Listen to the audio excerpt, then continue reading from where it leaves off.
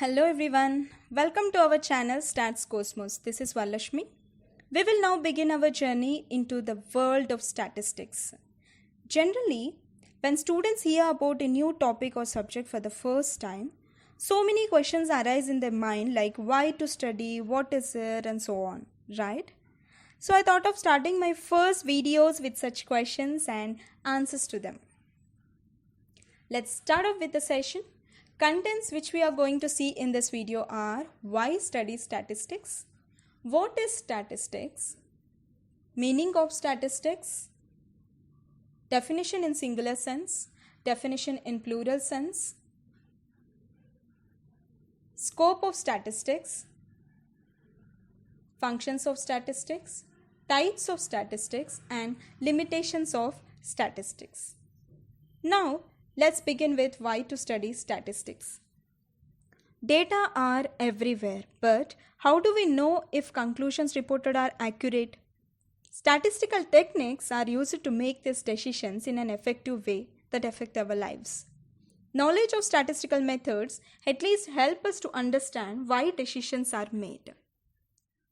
Finally, no matter what our career is, we will make professional decisions that involve data. An understanding of statistical methods will help us to make these decisions in an effective and easy way. Here I want to give an example for understanding this. For suppose, a student wants to join an institution. First of all, he'll list out the number of institutions available in their locality and which institutions are best among them. And finally, he'll choose an institution according to his convenience. So here unknowingly, student is using statistical techniques such as collection of data, organization, analyzation, and interpreting the results, that is taking the decisions. So this is how statistical techniques are helpful for us, and this is why we need to study statistics. Now, let us try to understand what is statistics then? Statistics is the best area to be in because statistics are everywhere. They are all around us in our daily lives. Statistics is one of the few fields that can take us from the experiences of a single person to the collective experiences of a large group of people. Every individual, knowingly or unknowingly, will use statistical techniques in their daily lives. Here I took a small example to make you to understand what is statistics. In the WHO European region, diarrheal diseases cause an estimated 14 deaths per day due to inadequate wash. First of all, we have to collect the data. So here they collected the data that how many deaths are happening in different areas of European region. And they also found out what is the reason behind that. After doing this analysis, they found that 14 deaths are happening due to inadequate wash.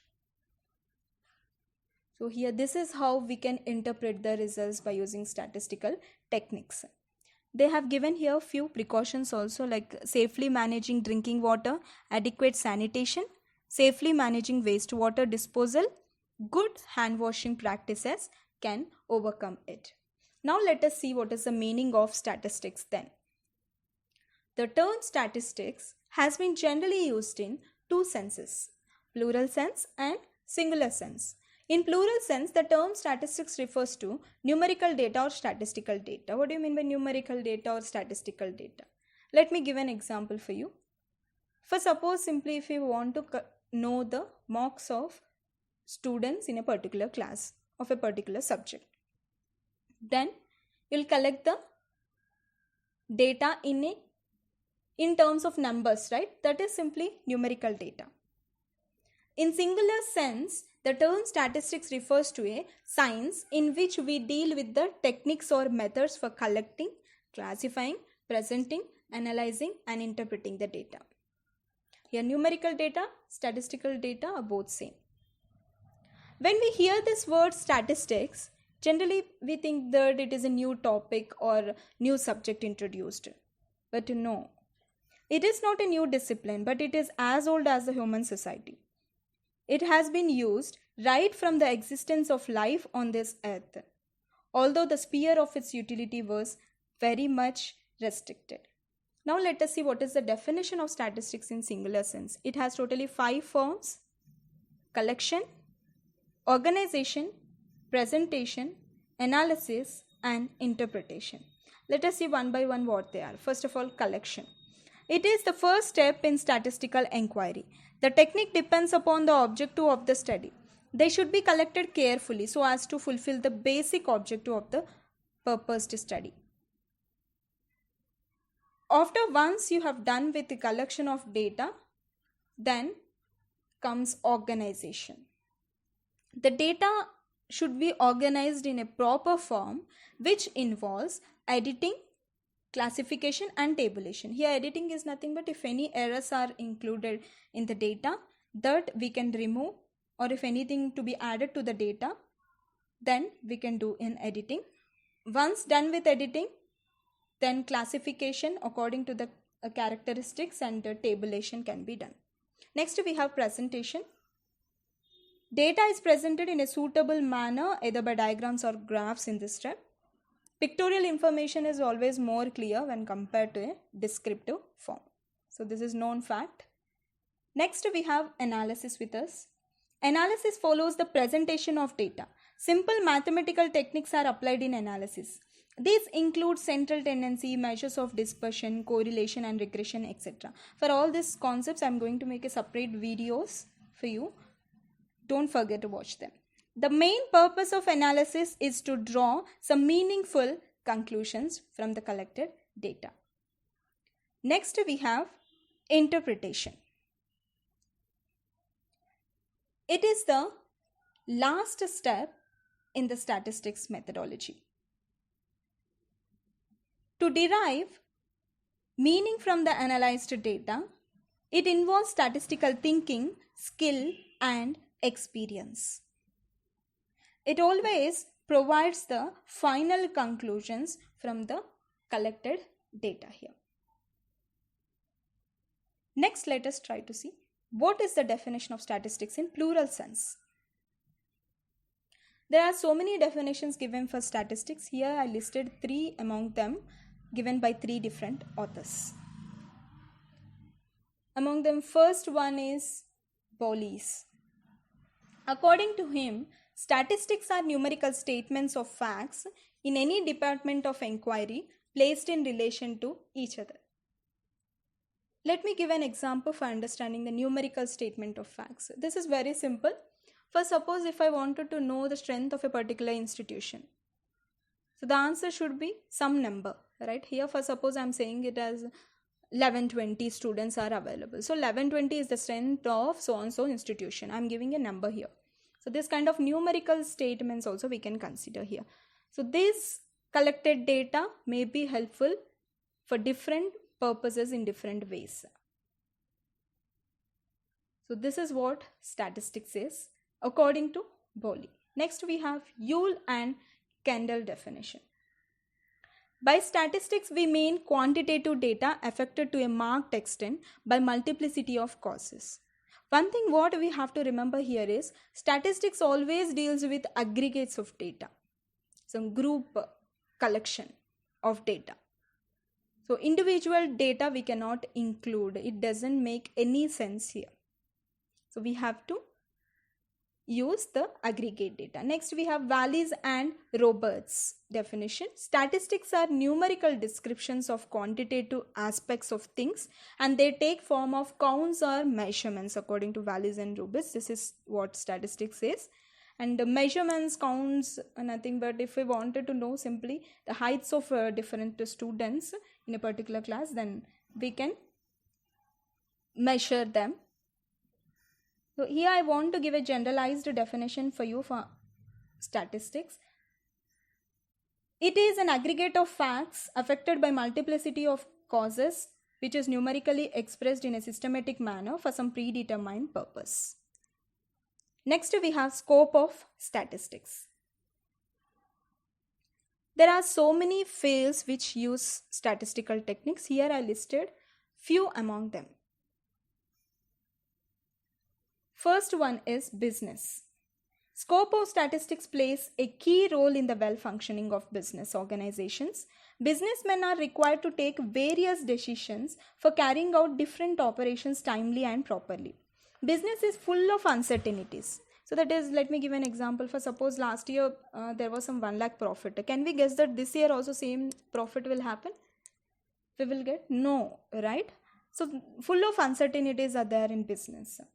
So, and we can take the wise decisions by using our statistical techniques. Statistical tools enable in designing the production activities and delivering goods in accordance with the needs of customers. Customer satisfaction is very important in business especially. Business relies on statistical information for taking various decisions such as pricing, marketing, financial resources, etc. So this is how statistics is used in business. Next, we have economics. Economics and statistics are two interrelated terms and are used with one another. The two terms can't be separated from each other. Statistics is used for the purpose of collecting, analyzing, comparing and presenting of data, as we already know. It almost all branches of economics like production, consumption, distribution, etc. It also used to measuring of demand, supply, calculating GDP and per capita income for import, export and inflation rates. It solved the economical problems by providing the numerical data for it. So this is how statistics is helpful in economics. Next we have banking sector. Banking is another big sector where scope of statistics is used for carrying out operations. These institutions mainly earn revenue by lending money to the public out of the deposits received by them. I think you all are aware with deposits and withdrawals. Generally we do in banks. So bank people will maintain record for these deposits and withdrawals, which is a statistical technique again. So later they'll take some kind of decisions or some kind of plans also. So they'll release based on that record. So bank charge interest rates for lending loans, then they give low interest on saving accounts. Difference between these two is their profit. Banks depend upon statistical tools for deciding the appropriate proportion of lending amount out of the deposits held by them. So this is how statistical techniques are used in banking. Next we have accounting and auditing. The scope of statistics has an efficient role in both the auditing as well as accounting field. Auditing involves choosing and evaluating the sample for verifying the correctness. Statistics are used by auditors for selecting the sample size for checking out errors. That means how much sample size is required. Next we have, whereas in accounting it is used for taking various decisions on the basis of approximation. The values of current assets are corrected on the basis of its current value or money's purchasing power. Next we have state administration. The scope of statistics also includes information that is used by the government for its administrative activities. It is used by public authorities for framing various policies and taking corrective decisions. Statistical data helps them in revising pay scales, DNS allowances of employees, TSDAs, I think you all are aware with this, traveling allowances, DNS allowances, etc. And also in formulating family planning programs, the government, while preparing budgets, uses statistics for estimating its expenditure and revenue from different sources here. Next we have astronomy. It is another important branch where statistical tools are widely used. Astronomy measures the masses, size, distance and densities of heavenly bodies. Errors are unavoidable while measuring various aspects of this field.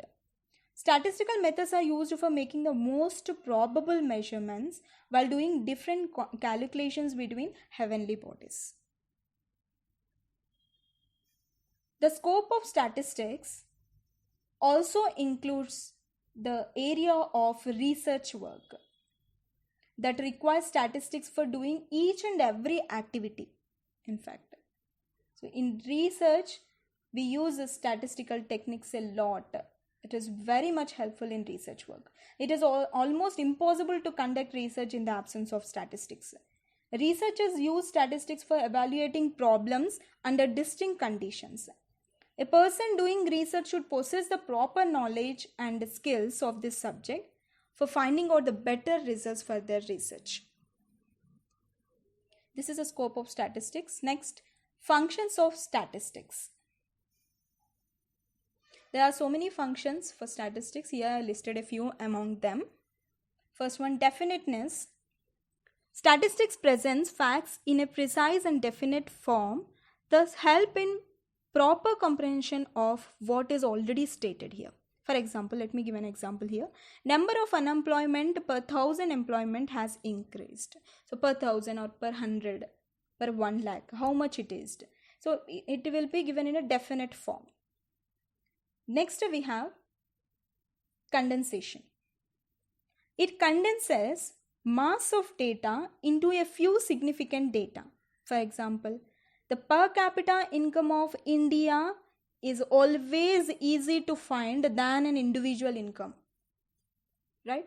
So here per capita income is very easy to find, so than an individual income. Next we have comparison. Unless figures are compared with others of the same kind, they are often devoid of any meaning. For example, let me give an example here also. If we say that the production of some company you consider like Maruti Udyog Limited has increased from some 500 cars a day to some 5,000 cars a day. So here for the same company or different companies, same company if you are seeing for the last year and the current year, time wise what is the change, that comparison can be done here by using statistical techniques. Next we have testing of hypothesis. Statistical methods are extremely useful in formulating and testing hypotheses and to develop new theories also. For example, whether students have benefited from the extra coaching or not. Third conclusion, that acceptancy also can be tested by using statistical techniques. Here we want to know whether student is benefited by that coaching or not. Next we have prediction. Statistical methods provide helpful means of forecasting future events. For example, if a businessman has to decide how much he should produce in a particular year, what all he do is, he would be analyzing the sales data of the previous year to predict the maximum production of the current year. So prediction can also be done. That is, current year what is happening, in future what will be the estimation of the production or sales. So that decision can be made by using statistical techniques.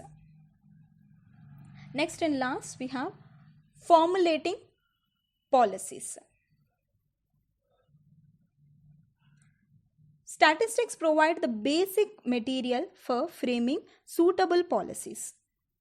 For example, the decision regarding the import of a particular item you consider like oil, import of oil, depends upon the total consumption and the internal production. Internal production how much is there and total consumption how much is there. Based on that, we'll take a decision. So this is how we can also formulate policies. Next we have types of statistics. General classification for statistics is only two types. That is, one is a descriptive form and another one is inferential form. Here I brought in one more classification for statistics, which is applied statistics. So let us see one by one what they are. Descriptive statistics are procedures to organize, summarize and present data in an informative way. For example, the average test score for the student in a class we want to know. It takes a descriptive form to give a descriptive sense of the typical scores. We also have one more example here. According to some kind of a report, you consider like consumer report. There were 2.5 problems for one copying machine. I think you all know about the Xerox machines, copying machines. So reported in a particular area. This kind of data generally takes a descriptive form. So descriptive statistics generally used to describe, organize and summarize the information about an entire population. So this is something like the stratification of all the customers involved. Now let us see what is inferential then. It is used to generalize about a population based on a sample of data. So sample is helpful to estimate the population, but we can do that estimation of sample only if the sample is the correct representative of the population. So descriptive statistics are numbers that are used to summarize and describe data. The sample is a set of data taken from the population to represent the population, which is inferential statistics. Let us see what is applied statistics then. It puts statistical methods into practice in a particular subject matter. So that means in real life where we have to apply it. All these laws, formulas, so which gives us the general way of applying it in a real life here. So when these laws are applied in relation to real facts, so there will be getting a real data for us. For example, data related to population, national income, industrial production, wages, etc. So this kind of data is generally applied statistics. I hope you all understood about the descriptive nature, inferential and applied statistics. So for all this, separately I'm going to make videos in depth. So don't forget to watch that videos too, girls. Limitations of statistics.